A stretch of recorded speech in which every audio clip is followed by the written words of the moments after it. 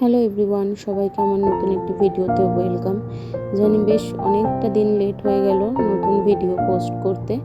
আসলে কি বলতো, লাস্ট কিছুদিন ধরে আমার শরীরটা এতটাই খারাপ ছিল যে আমার পক্ষে ভিডিও করা বা কোথাও যাওয়া বা কোনো আপডেট দেওয়া পসিবল হচ্ছিল না। কিছু কারণবশত আমাকে হসপিটালাইজড হতে হয়েছিল, তাই জন্য আমার পক্ষে আপডেট দেওয়া পসিবল হচ্ছিল না। তাই ক্ষমা প্রার্থী। আশা করব ভবিষ্যতে এরকম কিছু হবে না। আর আজ যে ভিডিওটা আমার দিচ্ছি সেটা কিন্তু আমার 7 মান্থ বেবি শাওয়ারে। তখন আমি যদিও বা ব্লগ করতাম না, সেই জন্য কোনো রকম আপডেট দেওয়া হয়নি, কিন্তু আমি ভিডিও রেখে দিয়েছিলাম। আমার ইচ্ছা ছিল যে আমি ব্লগ করবো একদিন, তাই সেই জন্য কিন্তু সমস্ত কিছু স্মৃতি হিসাবে রেখে দিয়েছিলাম।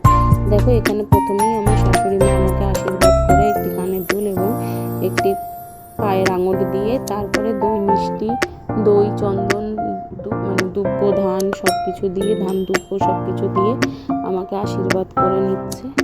আর তারপরে কিন্তু শাশুড়ি মায়ের পর একে একে প্রত্যেকেই আসবে আমাকে আশীর্বাদ করতে। আর জানো তো, এই দিন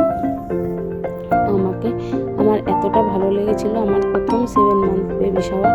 আমি কিন্তু তখন জানতামই না যে আমার ভেতরে একটা ছোট্ট মাম্মাম আছে, নাকি একটা ছোট্ট পাপা আছে। কিন্তু জানো তো, আমাকে দেখেই সবার মনে হতো যে আমার ভেতর নাকি একটা ছোট্ট পাপা আছে।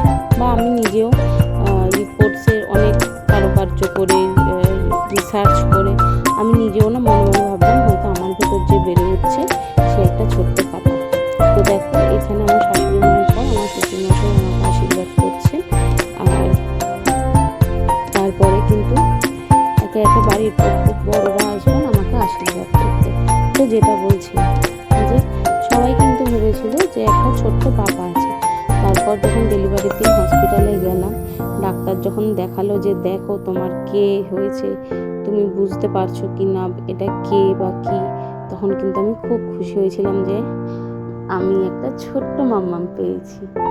আর দেখো, এখানে কিন্তু বাবার পর আমার মাসি শাশুড়ি আমাকে আশীর্বাদ করে নিচ্ছে।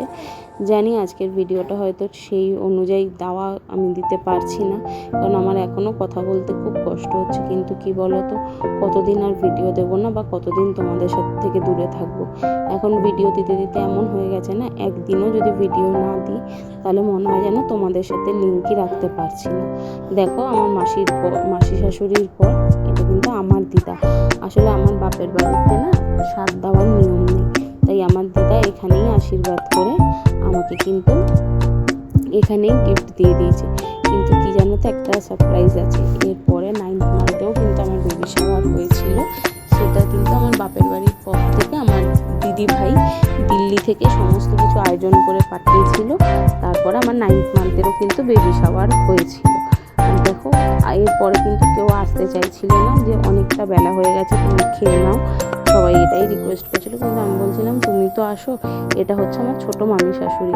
তাই মামিও বড় সবার এখানে, মানে সবার মতো মামিও এখানে বড়, তাই মামি আসবে না, খারাপ লাগে না। তাই এই জন্য আমি মামিকেও বলছিলাম অন্তত তুমি তো আসো, তোমার পর আর সেরকম কাউকে আসতে হবে না, অসুবিধা নেই, কিন্তু তুমি অন্তত আশীর্বাদ করে দিয়ে যাও। তারপর দেখো, মামি আশীর্বাদ করে আমাকে গিফট দিয়ে দিল। আমি কিন্তু মামিকে থ্যাংক ইউ বললাম। আর জানো তো, যেহেতু আমার বাড়িতে স্বাদের নিয়ম নেই, তাই আমি আমার মাকে বলেছিলাম আমাকে কিচ্ছু দিতে হবে না। আমার মা আমার সাথে আমাকে একটা সুতোও দিতে পারবে না। তাই আমি আমার মাকে বলেছিলাম যে তোমাকে আমার কিচ্ছু দিতে হবে না, তুমি শুধু আমার বাবাইকে, ও তো নতুন বাবা হচ্ছে, আমাকে সবাই দেবে, ওকে কেউ কিছু দেবে না, এটা কীরকম লাগে, তুমি কিন্তু বাবাইকে গিফট দিও। তাই আমার মা বাবাইকে একটা চেন করাচ্ছে।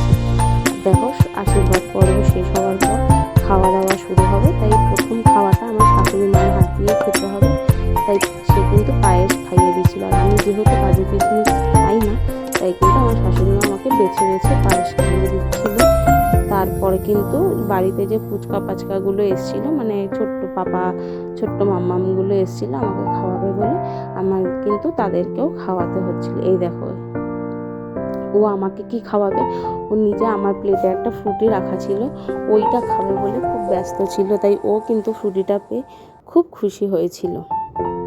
দেখো এখানে কিন্তু আমি খাওয়া চালু করে দিয়েছি। আর দেখো তার আগে ফুচকা পাচকা যতগুলো ছিল সবাইকে আমি জিজ্ঞাসা করছিলাম কে কোন মিষ্টিটা খেতে ভালোবাসে। সে যে মিষ্টিটা বলছিল আমি কিন্তু তাকেই সেই মিষ্টিটা খাওয়াচ্ছিলাম।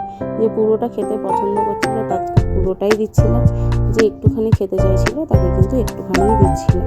এরমভাবেই আমার বেবি শাওয়ার 7 মান্থেরটা কমপ্লিট হয়েছিল। আশা করছি সবার ভালো লাগলো আমার বেবি শাওয়ারের এই ছোট্ট ক্লিপটা।